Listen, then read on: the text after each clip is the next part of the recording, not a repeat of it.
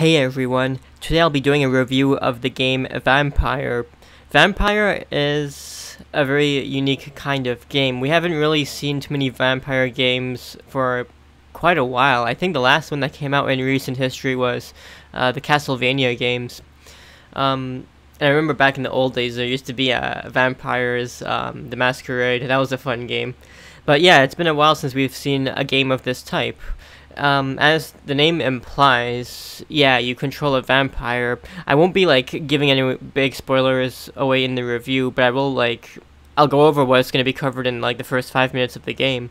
And yeah, the plot point here is that your character is a doctor who's also a vampire, and one of the main things that you can do in this game is you can make a choice between whether or not you want to kill the innocent civilians. What this game does is it'll have you go through an open world environment, and there's different areas you can explore, and there's a few dungeons in the game as well. I don't know if I should call them dungeons, but yeah, there are separate instances where you can go into the buildings to explore some of them, but only in limited cases. You can't go into any building. And what this game does is that there's always going to be enemies who are hostile to you, but at the same time you'll also have friendly people. All of them are named characters, NPCs, and you can choose to interact with them. Different people will have different options, and you can kind of think of it kind of like maybe Dead Island or even Dead Rising, like how you have a little hub community and you have these people. And the twist in this game is that you can choose to be friendly to them, and you can end up taking away their blood and killing them, which is one of the main features of the game. So basically, if you end up harming a lot of your friendly units, you can get a lot of extra experience points, which will make the game a lot easier. But at the same time, you could also do a different kind of run as well. If you want to make sure you save all of those innocent civilian kind of characters, you can avoid them completely, and you can just even rescue them from the other enemies that they face.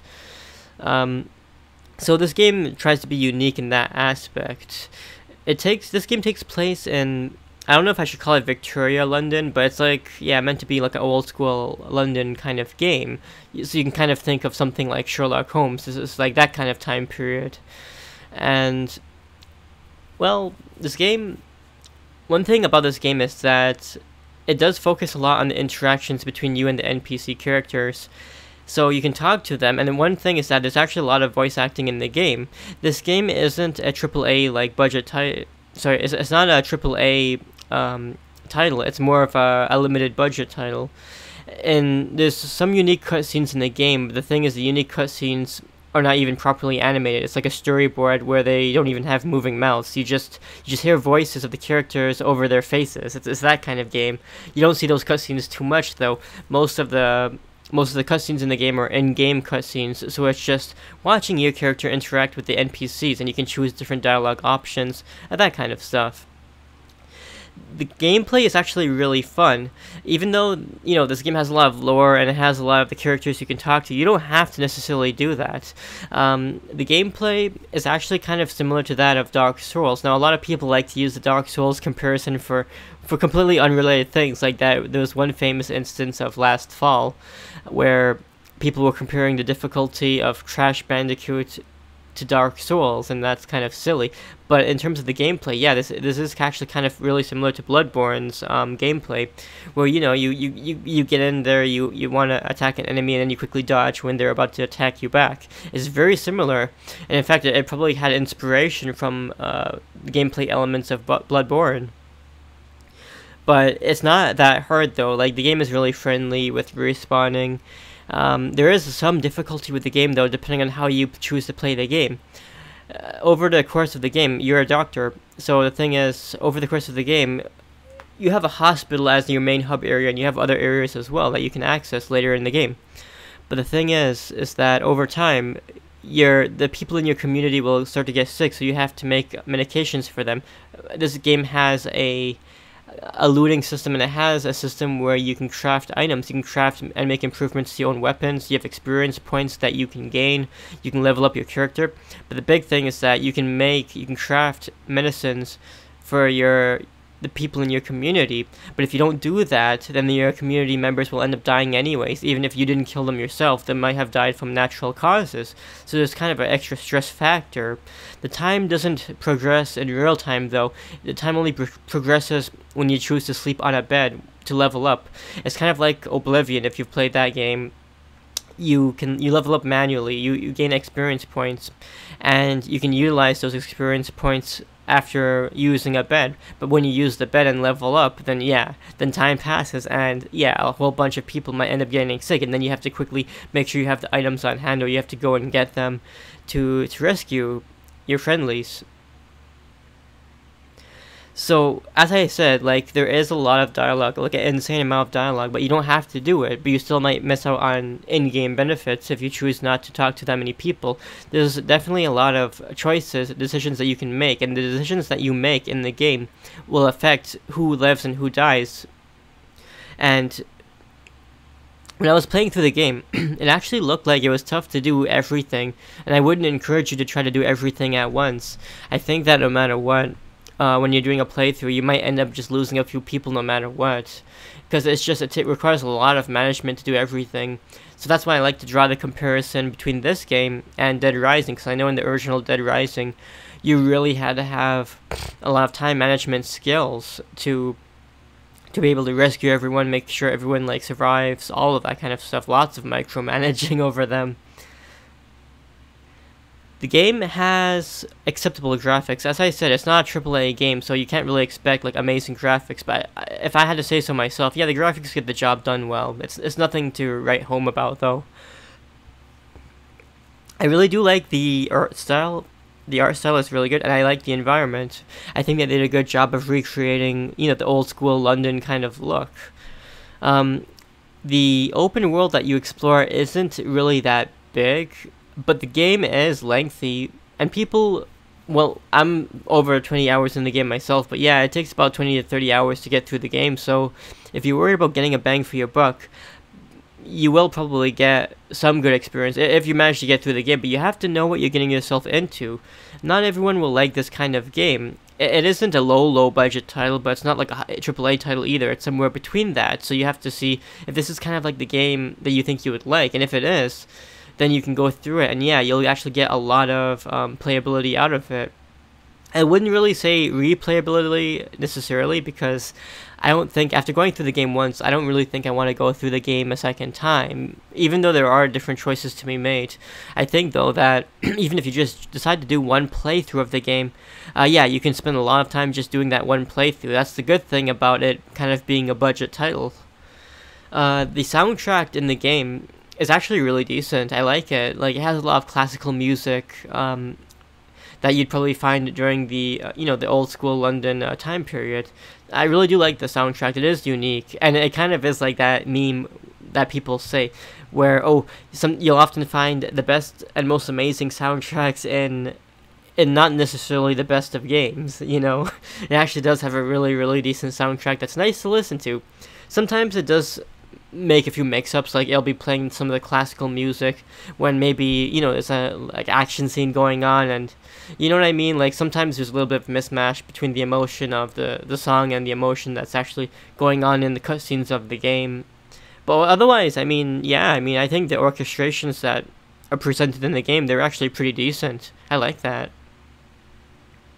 I played the game upon release, so about like the beginning of June of 2018.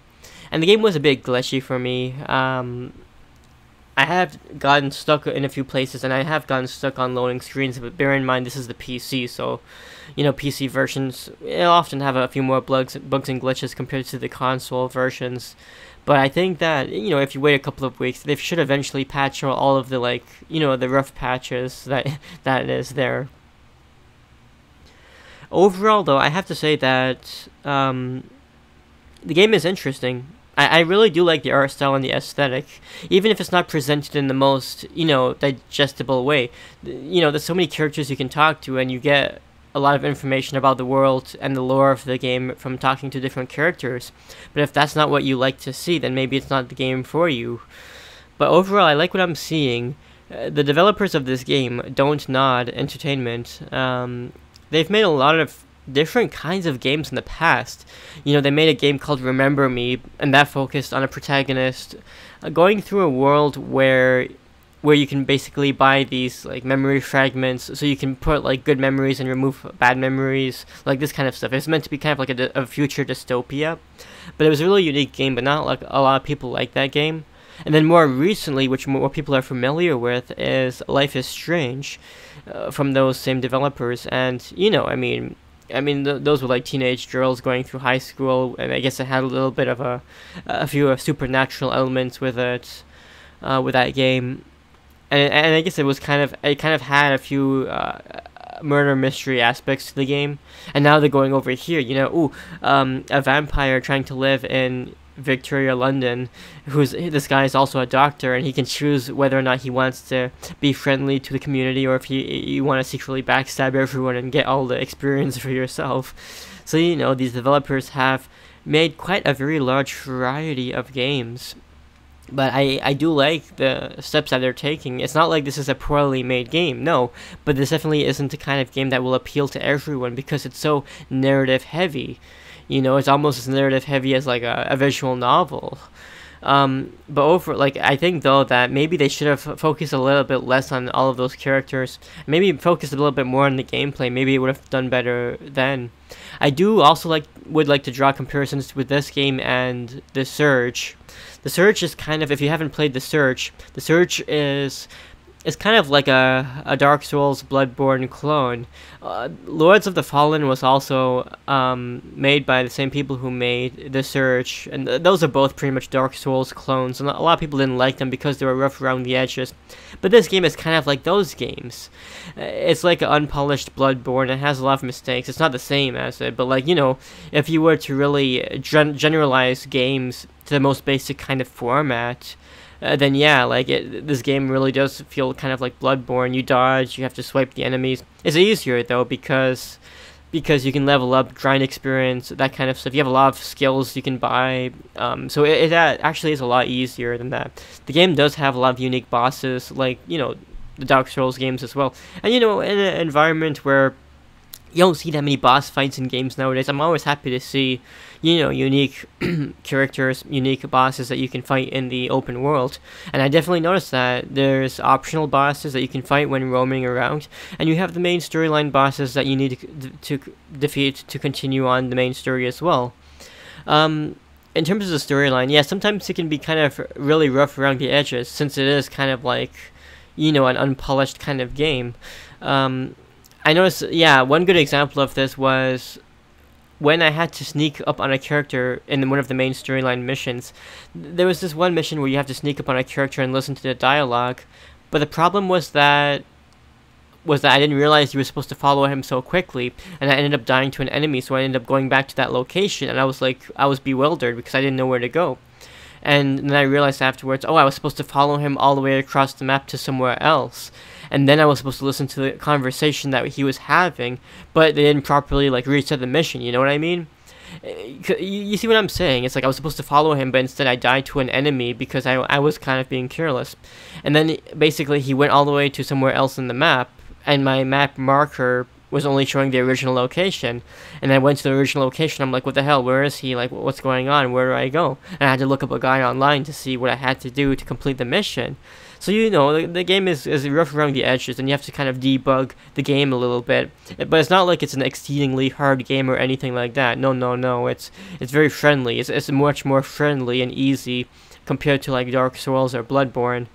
But yeah, the game is definitely rough. So I think overall, this game, especially since it's being priced at like $50 as well, it's not like being half priced. It's like most of the price you would buy for a game. So you really do have to know what you're getting yourself into if you're going to play this title. But I think that, you know, if you don't mind a lot of lore, and if you don't mind having to go through this kind of narrative heavy kind of game, to get to the good action sequences. And I think, if you don't mind that, yeah, you'll have a good time with the game. Again, I keep saying it, but you do have to know what you're getting into. One thing I really do like about the game is, it's actually pretty lengthy compared to the AAA titles you'd end up beating in one day. This game will take several days to beat, and it actually does have, it feels like an old school RPG where your decisions actually do matter over the course of the main story. If you enjoyed watching the content in this video, please consider giving the video a like. Also, please consider subscribing to our channel so that you can be the first to receive all of our latest videos.